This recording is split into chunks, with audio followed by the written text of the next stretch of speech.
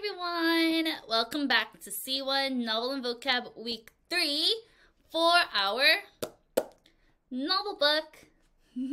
Thank you for joining me again today, and let's get started. So what will we be doing in this video? We'll be going over the difficult phrases from our novel, Dragons in a Bag. And this is for cultural fluency. By becoming familiarized with different slang and colloquialisms, which means little phrases and sayings, students will be able to relate to the novel and use these phrases to convey and show their ideas more precisely.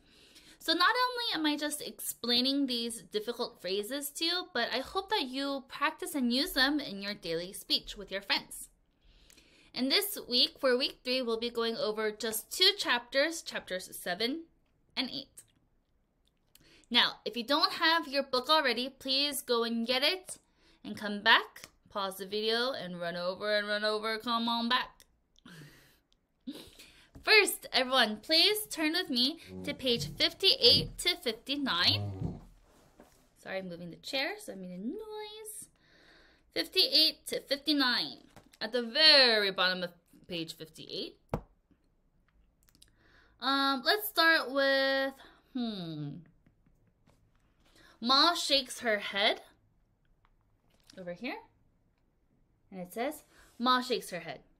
That's the wrong direction. We need to go across, not back. Magic left this earth a long time ago. We won't find anything in the past. Can you make the guardhouse go across? Sure. Parallel realms exist in different dimensions. Time travel is like whizzing down a slide. Crossing dimensions is more like skipping double dutch. You got to wait for the right moment to slip in between the ropes.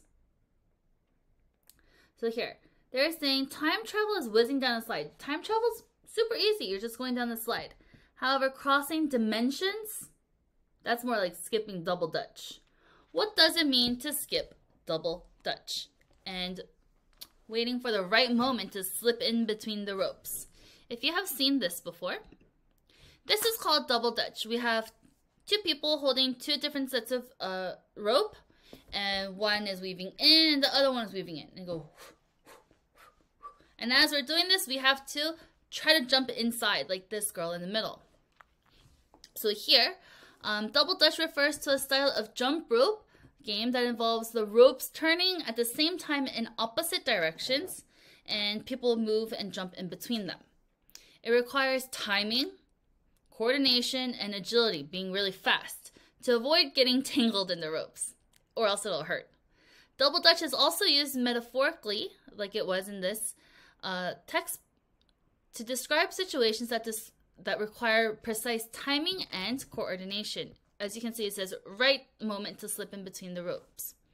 So here, it's a metaphor saying that navigating through complex situations also requires for the great moment when the conditions are favorable and all aligned, like the game of skipping double dutch. The term double dutch originates from the Dutch settlers from a long time ago, who brought the game to America in the 17th century. It became popular as a competitive jump rope game, especially among children. Over time, the phrase double dutch has been used metaphorically to describe situations that require precise timing. For some examples to use this could be, the instructions for assembling this furniture was so confusing. It felt like trying to understand double dutch. So it's just something that's a bit confusing that you would compare it to.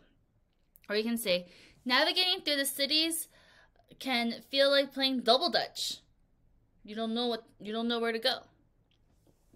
So skipping double dutch. So skipping here also means like jumping double.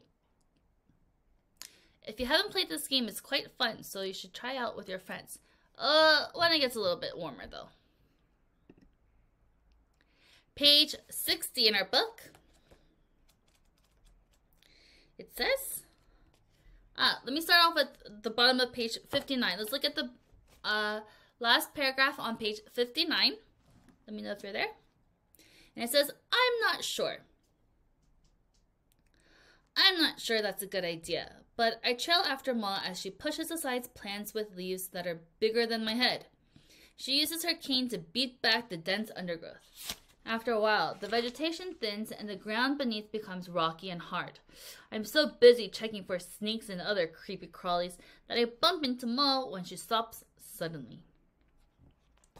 Creepy crawlies? Earl. Creepy crawlies is another word for small, often unpleasant and scary creatures such as insects, spiders, or worms. And I know some of you are going to be like, they're not creepy. I like insects. But creepy crawly is just a colloquial term, what we say. These are creepy crawlies. They crawl, meaning they crawl on the ground or other surfaces. It's a quote or descriptive term that kind of makes you think of something not so pleasant. So the term creepy crawlies is a compound word formed from the combining creepy, causing an unpleasant feeling, and crawlies from the word crawl, meaning to be and moving on your hands and feet. It's a descriptive and informal term commonly used to refer to different creatures that kind of elicit fear. Creepy crawlies is often used in context when people are describing encounters with insects, spiders, and other small creatures. Kind of like these here. But not all these are creepy crawlies, as you can see. The ones with the wings are definitely not creepy crawlies because they're not crawling on the ground, right? And I didn't want them to look creepy, so I kind of chose a picture where the insect looked a bit cute. But some people wouldn't like these bugs. So examples of usage for this is that you can say, I can't go camping because I'm terrified of creepy crawlies. I don't like creepy crawlies. I don't like to go camping because they're all around us. Or you can say, there's nothing worse than finding creepy crawlies in your bed. Ugh, yuck. So that's all.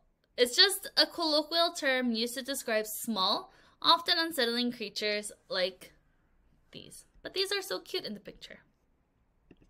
Creepy crawlies. Maybe you can use this term when it's Halloween season later. Or maybe when you're at the playground, you're like, oh, I saw some creepy crawlies today. Great.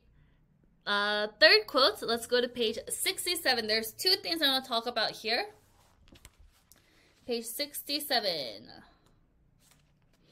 At the very top. Let's start at the top of page 67. I walk over and sit down next to Ma. Are you tired? I ask her. Ma sighs and rubs her eyes. I've been on the job too long, Jax. These old bones need an extended vacation. Can't you just retire? Sure, but who's going to carry on? I think I gotta think about the future of the profession. Pass the torch, so to speak. Pass the torch. As you can see here in this picture, they're passing an actual flaming torch. But what does that mean? Pass the torch is an idiom that means transfer the responsibility, the authority, or the leadership or to one person to another person, making sure that you're giving them the knowledge or the skills or the traditions. The phrase originates from passing of an actual torch, as you can see in this picture, in relay races, symbolizing the transfer of responsibility from one runner to the next. So if you have watched the Olympics before, there is a relay race and they have to pass the torch. It's not a flaming torch like this picture, but it's like a long stick. So they're running. Okay, it's your turn. And then they run and they catch it and they go run. You're passing the torch. You're passing the responsibility to somebody else. So here, as I just said, this originates from relay races where runners have to pass a torch. And as I just said, it symbolizes the responsibility and leadership going from one person to another. And over time, it kind of just changed into a metaphorical expression, as we say here. Examples, as you can see here, where it says, Jackson just asked Ma if she could just retire. But then she says, as I retire, right? She needs to think about the profession and pass the torch, pass the responsibility on to someone else for her to, be the taking these dragons. Or, okay, and another example in the real world, we can say the coach announced his retirement and passed the torch to the assistant coach to lead the team. So now the coach is gone, and then the smaller assistant coach will now be the big head coach. Okay, pass the torch. But let me move on and also talk about this other one here where it says, so to speak.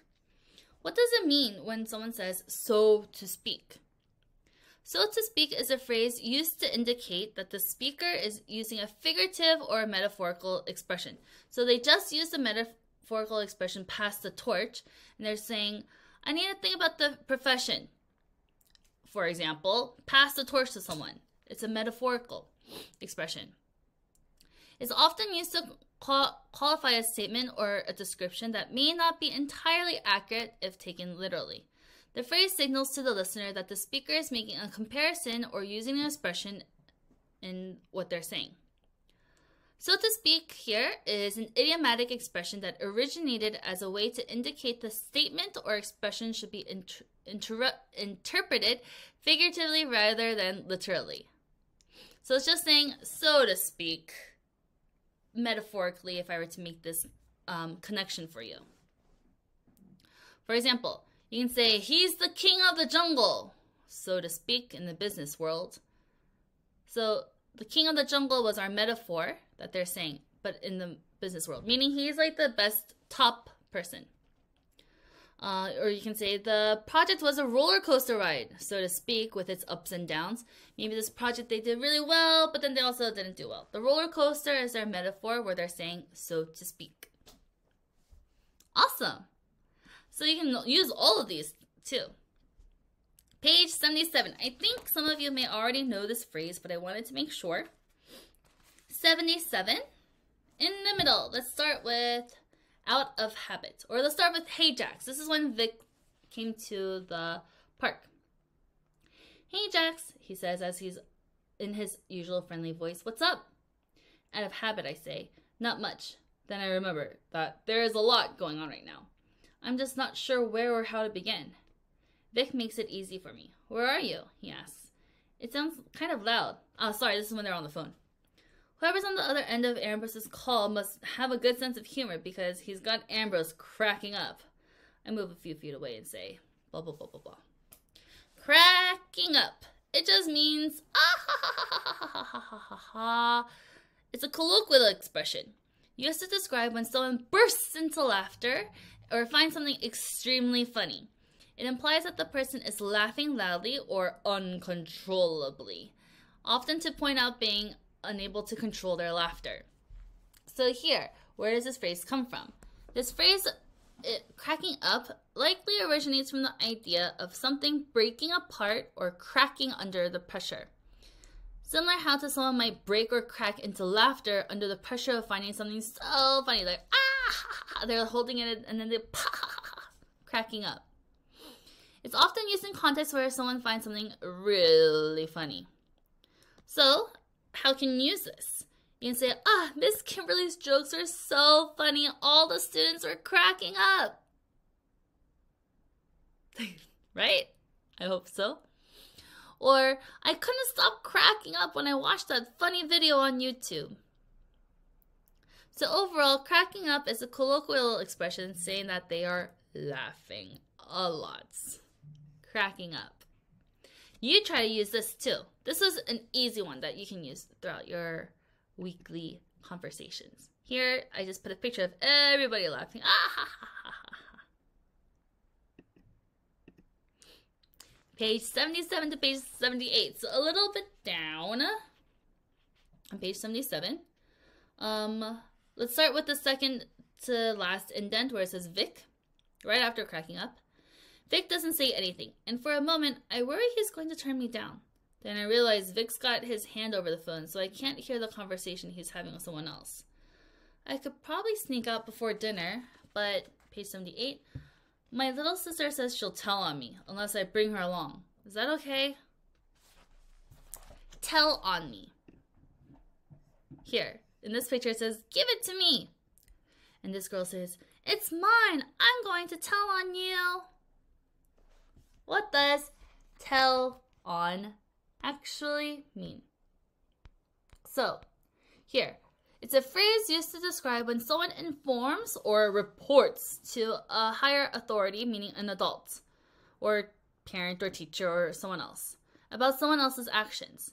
Typically, they're trying to get them in trouble.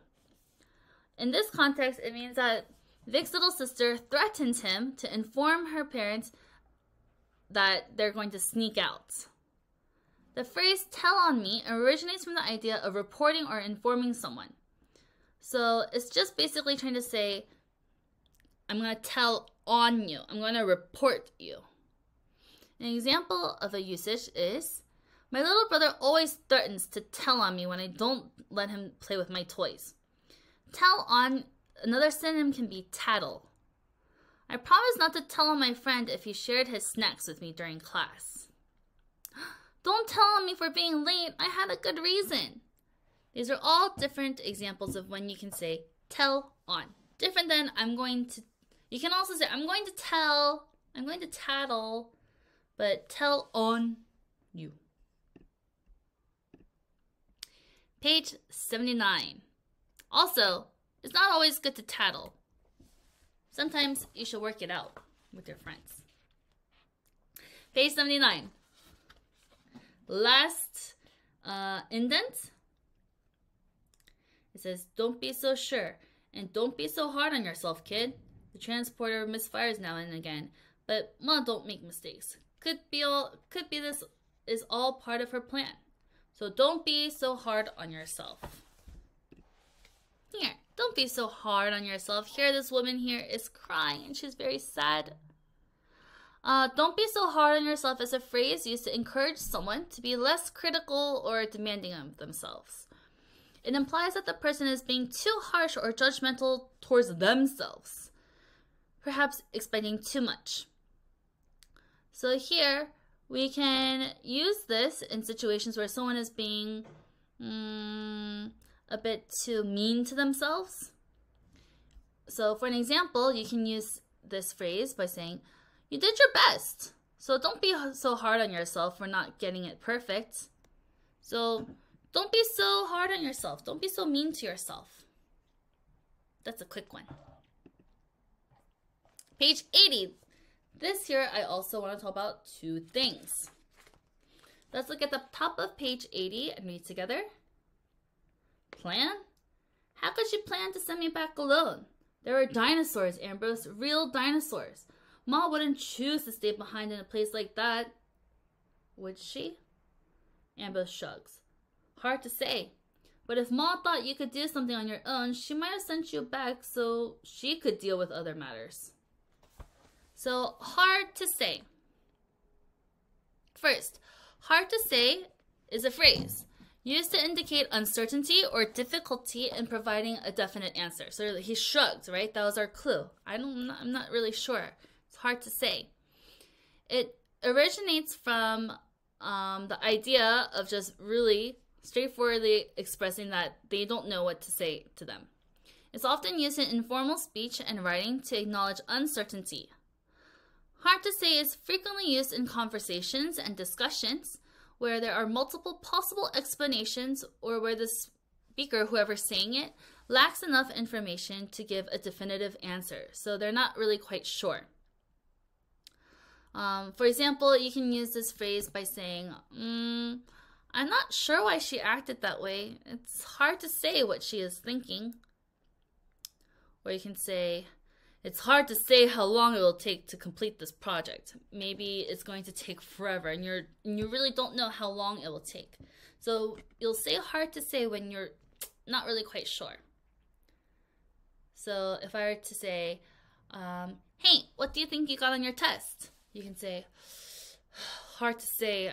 I'm not quite sure. I didn't study so well, but it seemed a bit easy.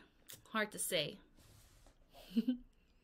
And the next one, at the bottom here, the second highlight, it says deal with. What does deal with mean? It's a phrasal verb that means to handle, manage, or address a situation or problem. It implies taking action to resolve something that requires intention or action. So deal with is a straightforward expression that conveys the idea of what I just said. And when is this used? Deal with is widely used in both spoken and written English across different types of contexts. You can say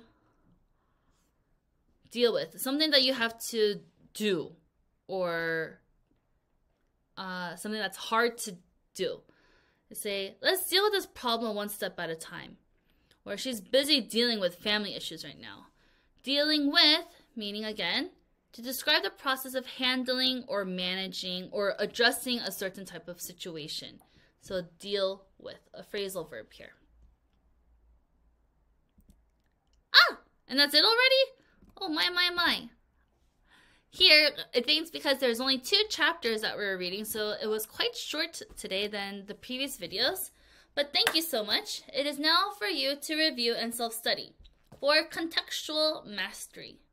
Please review the phrases again. You can go back if I spoke too quickly. Read out loud the phrases that I have on the PowerPoint. And also reread where the quotes come from. Or you can just reread the whole chapter 7 and 8 before class. And make sure that you complete the novel homework. If I were to add one more, I would like to challenge you and use maybe 1 or 2 of these phrases when you're speaking with your friends. Okay? Thank you again so much for joining me today. I can't wait to see you guys for week 4. And until then, bye!